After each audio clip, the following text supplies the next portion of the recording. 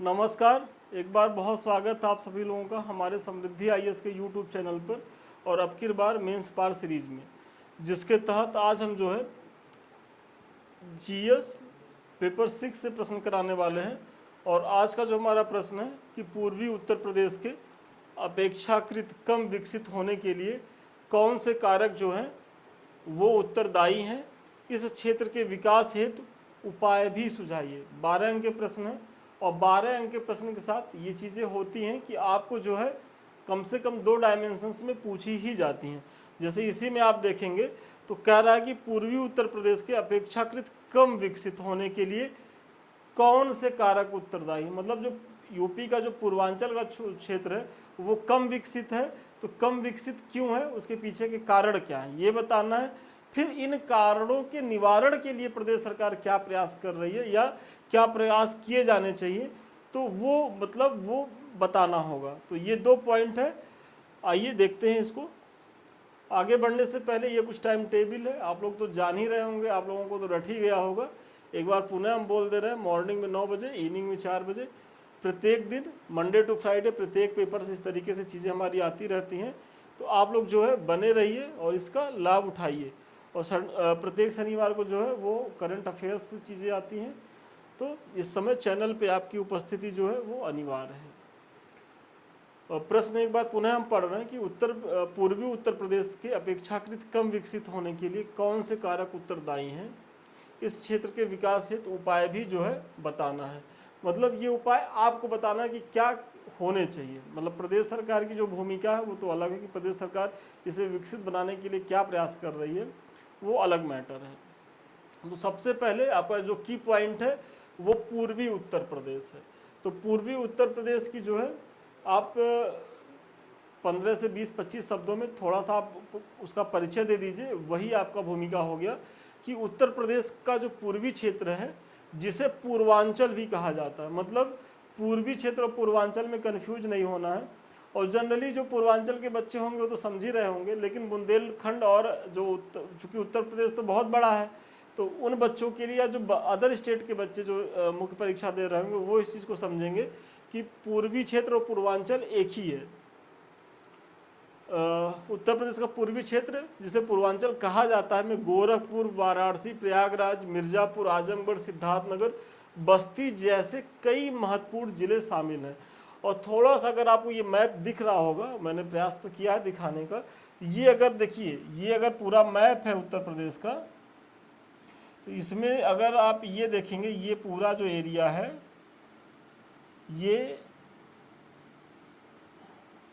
ये है पूर्वी उत्तर प्रदेश। ये जो क्षेत्र है ये बुंदेलखंड का क्षेत्र है, और ये जो बीच वाला पार्ट है ये अवध प्रदेश है, और फिर पश्चिमी उत्तर प्रदेश ये है। तो अगर देखा जाए तो सबसे बड़ा तो पश्चिमी उत्तर प्रदेश दिख रहा होगा, और उसके बाद जो है दूसरा पूर्वांचल ही है, पूर्वी उत्तर प्रदेश। तो ये मैप है, और आप लोग भी यूपी स्पेशल के पेपर में मैप का प्रयोग जरूर करिए, क्योंकि मैप के प्रयोग से चीज़ें थोड़ा सा क्लियर होंगी, स्पष्ट होंगी, और आपके उत्तर को थोड़ा सा आकर्षक बनाएंगी।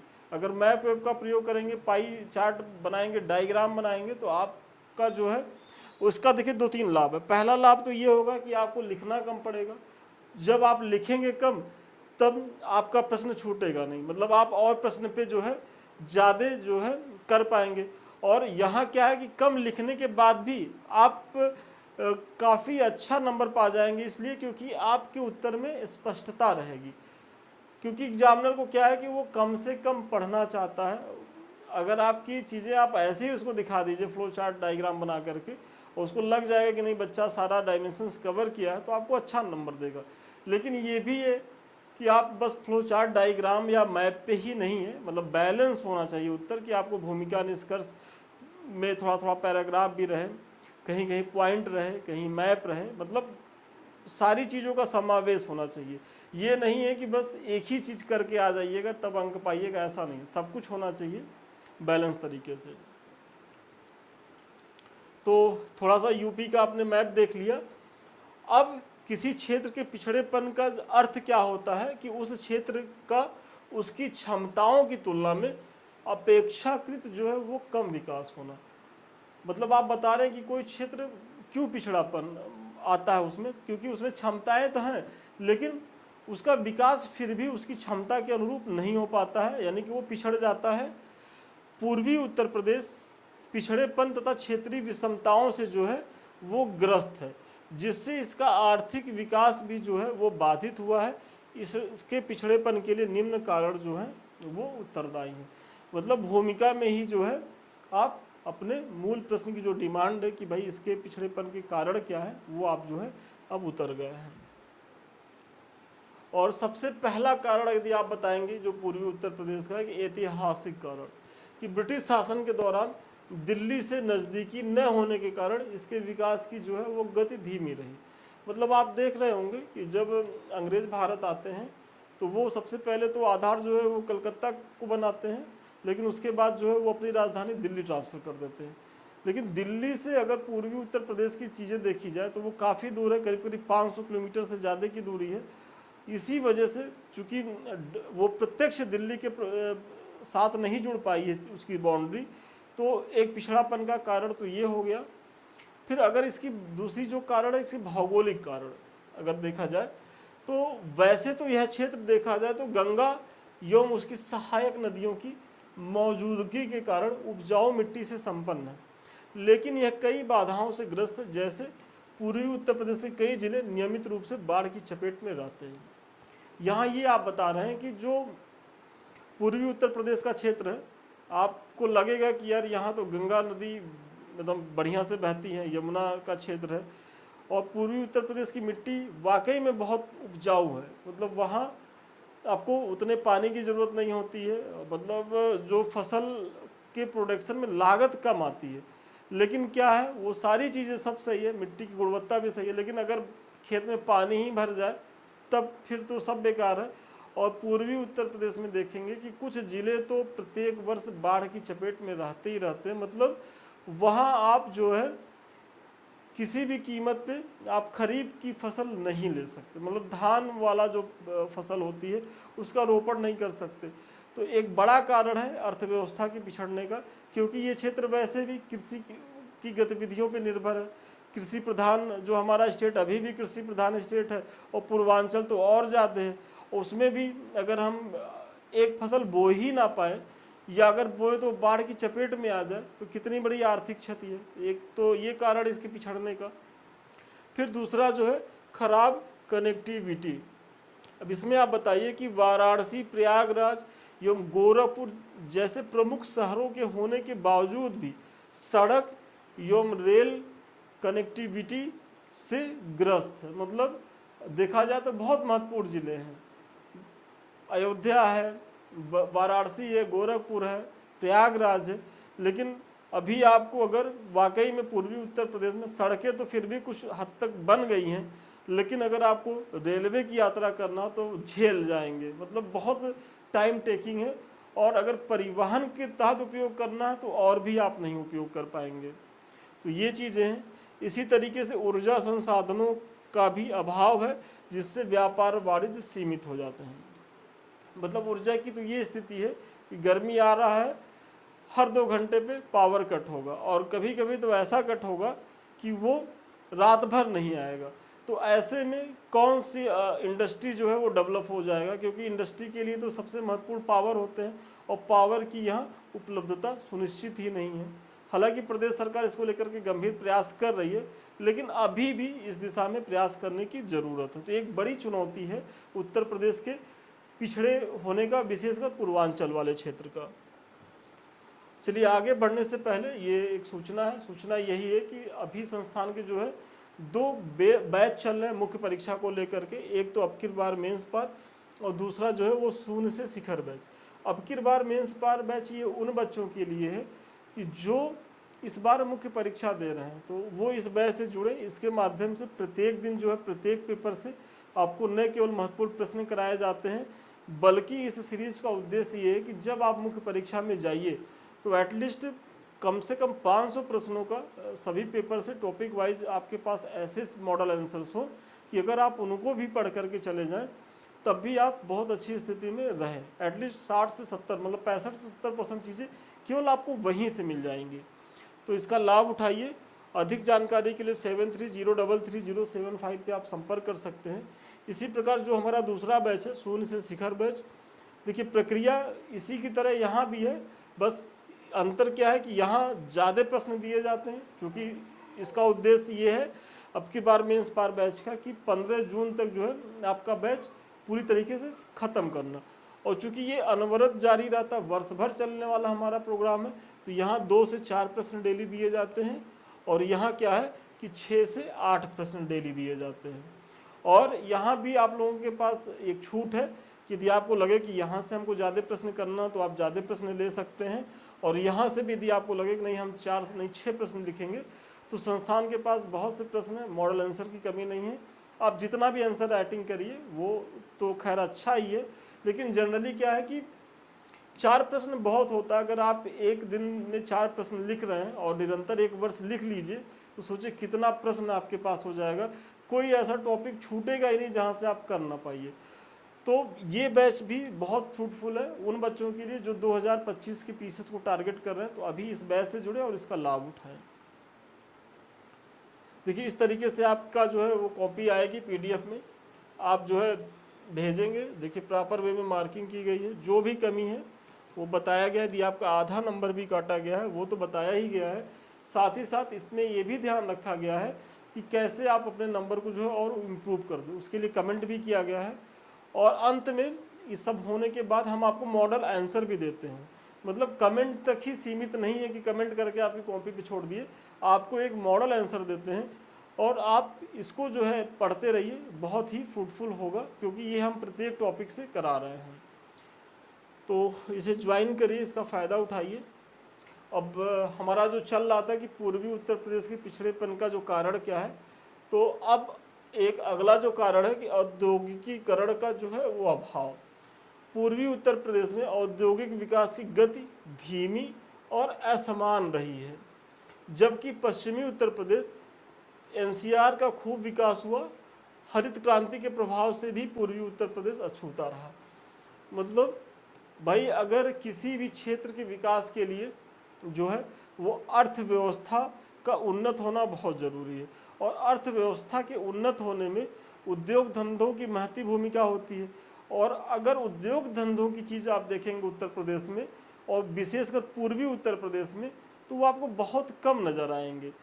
कब नज़र आने के पीछे का कारण तो ये है कि सबसे पहली चीज़ तो भाई अगर ये एक लैंड लॉक्ड क्षेत्र है कि मतलब समुद्र की चीज़ें यहाँ नहीं है, चलिए वो तो जो प्राकृतिक चीज़ें नहीं है उसकी तो हम उम्मीद भी नहीं करते कि भाई यहाँ समुद्र तो आ नहीं जाएगा, लेकिन जल परिवहन के तहत नदियाँ तो हैं, और अगर नदियों की व्यवस्था कायदे से की जाए तो जो हमारा राष्ट्रीय जल मार्ग संख्या 1 है जो प्रयागराज से लेकर के जो हल्दिया तक जा रहा है, और हल्दिया मतलब वेस्ट बंगाल, और वेस्ट बंगाल मतलब कि आप समुद्र तक की पहुंच, तो अगर उसको कायदे से मेंटेन किया जाए तो जो पूर्वी उत्तर प्रदेश की चीज़ें हैं वो मतलब अंतर्राज्यीय तो हो सकती है, अंतर्राष्ट्रीय व्यापार के लिए भी मुफीद है।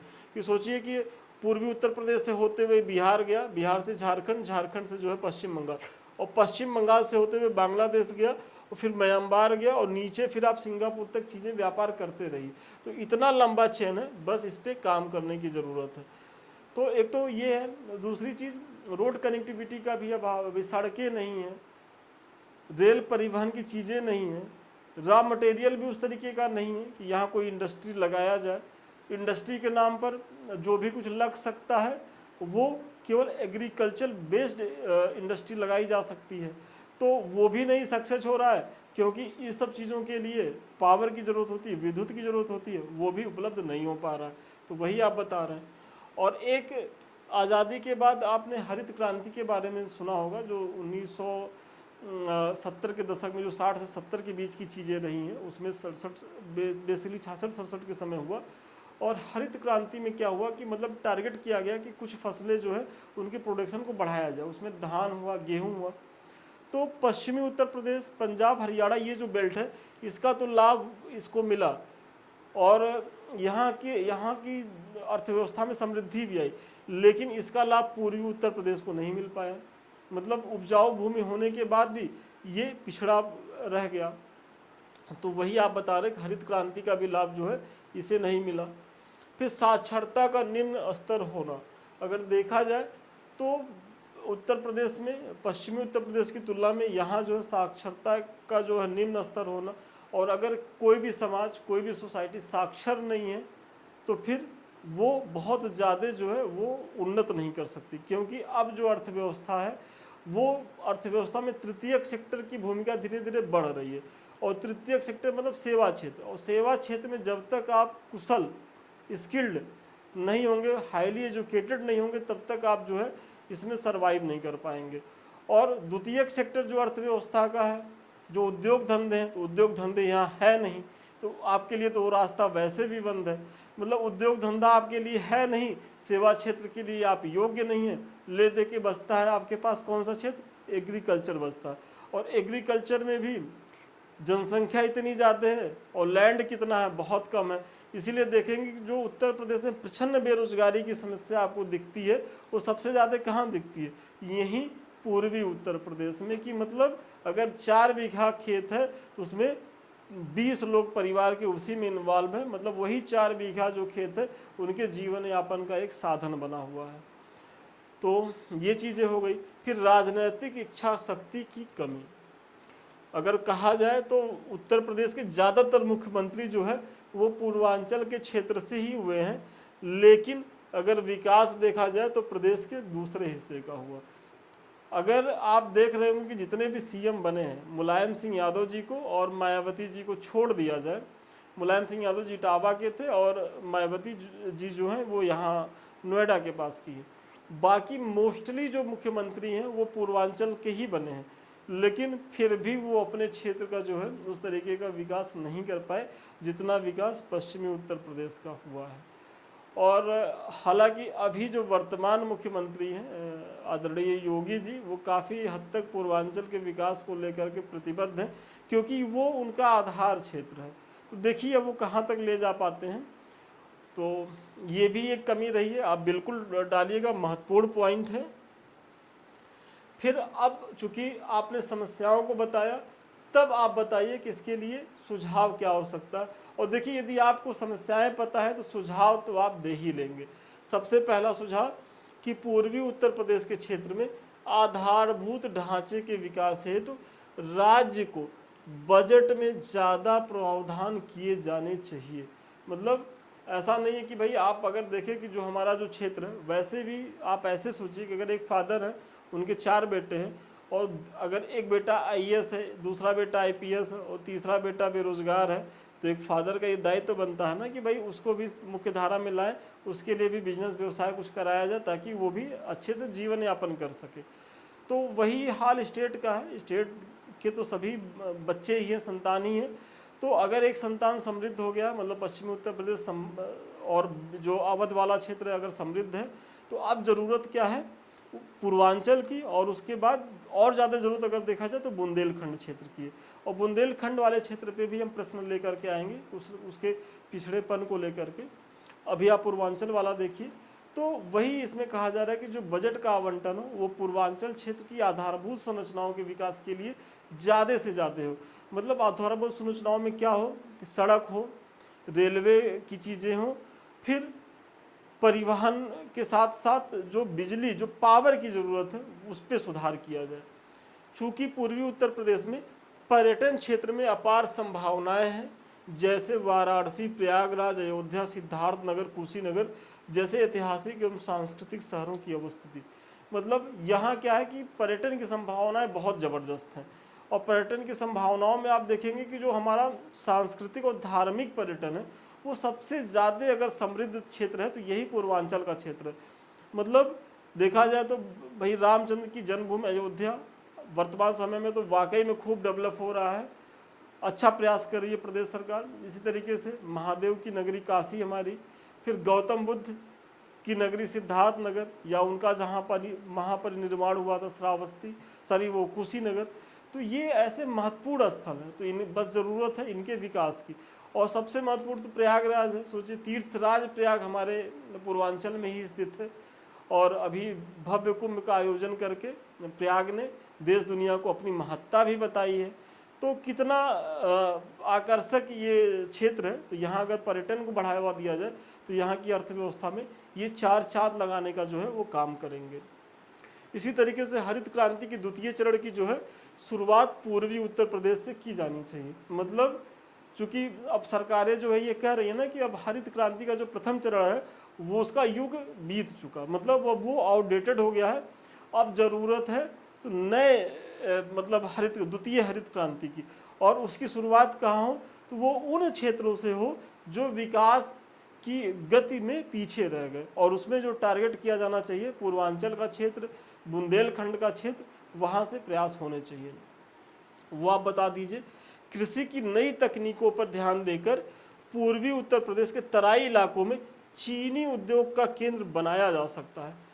मैंने बताया है ना कि भाई यहाँ क्या है कि एग्रीकल्चर की संभावनाएं हैं, और अगर जो पूर्वी उत्तर प्रदेश का जो तराई क्षेत्र जो बाढ़ ग्रस्त है, अगर यहाँ थोड़ा सा प्रयास किया जाए तो गन्ना की फसल का प्रोडक्शन अच्छी तरीके से हो सकता है। बस ज़रूरत है कि किसानों को जो है उच्च तकनीकी की बीज उपलब्ध कराया जाए, और जो शुगर मिलें हैं जो बंद पड़ी हैं उनको चलाया जाए, ताकि वो गन्ना का यदि प्रोडक्शन करे तो उनको नियरेस्ट जो है वो बेचने का एक माध्यम मिले, ताकि उनका उचित उसको मूल्य मिल सके। तो ये प्रयास करके जो है चीनी उद्योग को जो है बढ़ाया जा सकता है। फिर अगला है कि निवेश को आकर्षित करने के लिए भूमि अधिग्रहण की व्यवस्था कर छूट एवं निवेशकों के लिए समय समय पर इन्वेस्टर समिट का भी जो है वो आयोजन किया जाना चाहिए। आप एक चीज़ देख रहे होंगे कि कभी भी कोई भी अर्थव्यवस्था के डेवलपमेंट में जो एक महत्वपूर्ण कड़ी होती है वो ज़मीन की होती है, और ज़मीन चूँकि बहुत कीमती होती है, और ज़मीन ऐसा तो है नहीं, जनसंख्या तो बढ़ रही है लेकिन ज़मीन तो बढ़ नहीं रहा, ज़मीन तो जितनी है उतनी ही है। अब इसी में आपको एग्रीकल्चर के लिए भी प्रयास करना है, इंडस्ट्री भी लगानी है, परिवहन के साधनों का भी विकास करना है, तो वो सब आप कैसे कर पाएंगे। और समस्याएं तो तब हो जाती हैं कि जब लैंड के अधिग्रहण को लेकर के विरोध होते रहते हैं, आंदोलन होते रहते हैं, और आंदोलन विरोध के भी दो पहलू होते हैं। एक तो होता है कि सरकारें जो हैं वो अनैतिक रूप से मुआवजा कम देती हैं, ज़बरदस्ती अधिग्रहण करने का प्रयास करती हैं, या फिर कुछ होता है कि मतलब सरकारों की मंशा तो ठीक रहती है, किसानों को किसी तरीके से बरगला दिया जाता है, दोनों चीज़ें। लेकिन इससे क्या है कि विकास की गति बाधित पड़ जाती है। भाई कोई अगर उद्योगपति इंडस्ट्री लगाने जा रहा है और उसको ज़मीन ही ना मिल पाए, तो उसका तो धन समय खर्चा हो रहा है ना, तो फिर वो ऐसी जगह जाएगा ही नहीं। तो ये सारे प्रयास जो है सरकार के द्वारा किए जाने चाहिए, और ऐसे डेवलप किए जाए, क्षेत्र डेवलप किए जाए, स्पेशल इकोनॉमिक जोन में बांटा जाए इसके क्षेत्रों को, और वहाँ उद्यमियों को इनवाइट किया जाए, उनको दिखाया जाए कि देखिए ये आधारभूत संरचनाओं का विकास है, ये हम आपको ज़मीन दे रहे हैं, यहाँ आप इंडस्ट्री लगाएंगे तो आपको जो है वो हम छूट भी देंगे। तो इस तरीके के प्रयास के द्वारा जो है यहाँ जो अर्थव्यवस्था का जो द्वितीयक सेक्टर है उस पर जो है वो बेहतर प्रयास किया जा सकता है। तो ये आप बताइए। फिर युवाओं को बेहतर रोजगार हेतु उच्च कौशल तकनीकों का जो है प्रशिक्षण दिया जाना चाहिए। उत्तर प्रदेश की नई कौशल विकास योजना जो 2022 में है, इसकी कल्पना की गई है। बहुत महत्वपूर्ण पॉइंट है कि सब कुछ तो आपने कर लिया, इंडस्ट्री लगा लिया, आधारभूत संरचनाओं का विकास हो गया, लेकिन जिसको रोजगार देना है अगर वही स्किल्ड नहीं है, तब तो आपके सारे प्रयास बेकार हो गए।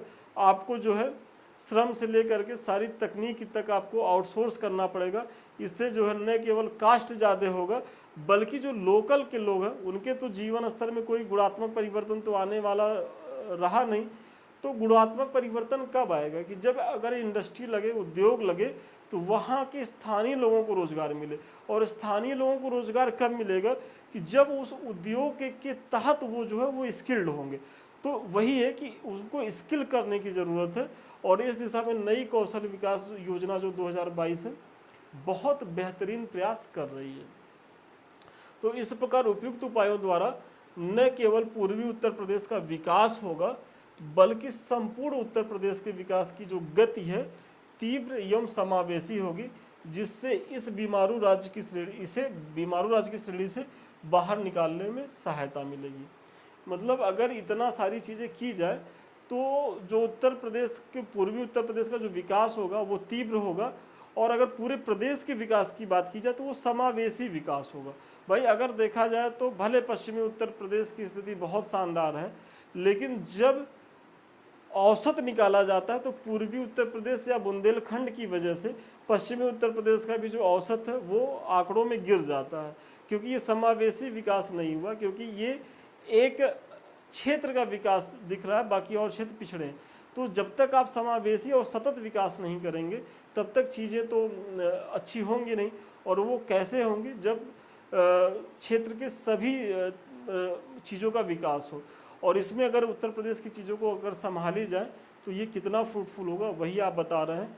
और जो एक बीमारू राज्य का दर्जा मिला हुआ है उत्तर प्रदेश को इन्हीं चीज़ों की वजह से कि भाई बुंदेलखंड हमारा पिछड़ा हुआ है, पूर्वांचल पिछड़ा हुआ है, तो वो भी जो है बीमारू राज्य का जो टैग है वो भी हट जाएगा इसके डेवलपमेंट से। तो चलिए आज के प्रश्न का उत्तर यहीं तक था, और मुझे बहुत विश्वास है कि इस प्रश्न के माध्यम से न केवल आपको एक मॉडल आंसर मिला होगा, बल्कि भूमिका कैसे लिखनी, निष्कर्ष कैसे लिखना, कैसे बीच के पार्ट को लिखना है, वो भी हम कुछ बेहतर सिखा पाए होंगे। ये कुछ लिंक्स हैं, इनसे जुड़िए, इनका लाभ उठाइए। ये हमारा टेलीग्राम है, यहाँ आपको जो भी हम पढ़ाते हैं उसका PDF से लेकर के बहुत सी सूचनाएं जो है वो निःशुल्क दी जाती हैं, करंट अफेयर्स की चीज़ें दी जाती हैं। यदि आपकी कोई क्वेरी रहती है, आप कुछ पूछते हैं, तो हमारे जो एडमिन्स हैं उसका भी जवाब देते हैं। ये दो हमारे चैनल हैं, एक तो समृद्धि IAS का यूट्यूब और दूसरा संदीप मिश्रा ऑफिशियल। यदि आप लोगों ने अभी तक इसे लाइक नहीं किया, सब्सक्राइब नहीं किया है, तो इसे लाइक करिए, सब्सक्राइब करें, शेयर करें और इसका लाभ उठाएं, क्योंकि यहाँ बहुत से कंटेंट तो पड़े ही हुए हैं। निकट भविष्य में चाहे RO की परीक्षा हो, चाहे UP PCS जो मेंस की सीरीज चल रही है अब की बार मेंस पर, या करंट अफेयर की वीडियो आती ही रहेगी। और अगर आपको हमसे बात करना हो या हमारे किसी बैच से जुड़ना हो तो 7303307507 पे आप संपर्क कर सकते हैं। तो आज के लिए इतना ही, पुनः मिलते हैं नए वीडियो में नए क्लास के साथ। तब तक के लिए धन्यवाद, शुभकामनाएं आपको।